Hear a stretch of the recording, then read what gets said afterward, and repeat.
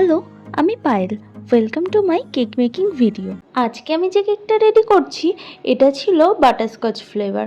আজকে এই কেকটার মধ্যে আমি একটা নতুন জিনিস অ্যাড করেছি, সেটা তোমাদেরকে আমি অবশ্যই জানাবো যাতে টেস্টটা একটু বেশি এনহ্যান্স হয়। আর তোমরা যারা মিউজিক লাভার আছো তাদের নিশ্চয়ই এই ডিজাইনটা আজকে পছন্দ হবে। যদিও বা ডেকোরেশনটা ভীষণই সিম্পলি, বাট কালার কম্বিনেশনটা একটু আলাদা, যার জন্য আশা করছি তোমাদের সবার ভালো লাগবে। আর এইবারে যে নতুন জিনিসটা অ্যাড করছি সেটা হচ্ছে কি এই ক্যারামেলটা। আমি এর আগে কখনো দিইনি, আমি জানি না কাস্টমারের কেমন লাগবে, তারপরেও আমি এবারে দিয়েছি। তবে আশা করছি টেস্টটা আরও বেশি বেটার হবে। আর তোমাদেরকে তো আমি আগেই বলেছি, আমার আজকাল বেশিরভাগ কাস্টমারই এই নিউট্রাল জেল দিয়ে যে ডেকোরেশনটা সেটা বেশি পছন্দ করে। আর কেকটাও আশা করছি খেতে ভালোই লাগে, তার জন্যই তারা এটাই পছন্দ করে।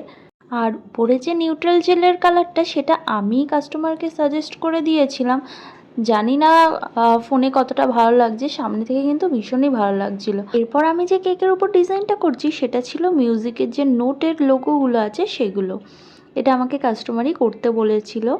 আর এই ডিজাইনটা আমি ফার্স্টে ভেবেছিলাম যে আমি চকলেট দিয়ে করব, কিন্তু সেটা পসিবল হয়নি। নোটের ডিজাইনগুলো ভালো করে একদমই আসছিল না।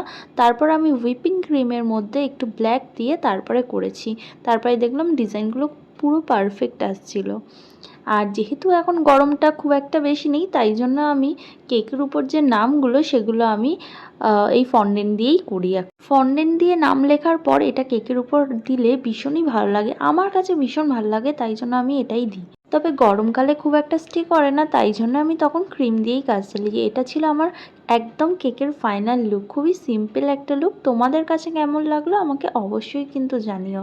আমার এই ইউটিউব চ্যানেলে খুব তাড়াতাড়ি 100 সাবস্ক্রাইবার কমপ্লিট হবে, তার জন্য আমি ভেবেছি তোমাদেরকে একটা কেকের স্পঞ্জের রেসিপি শেয়ার করব। তোমরা যারা যারা ইন্টারেস্ট আছো তারা অবশ্যই আমার চ্যানেলটিকে লাইক আর সাবস্ক্রাইব করে দিও।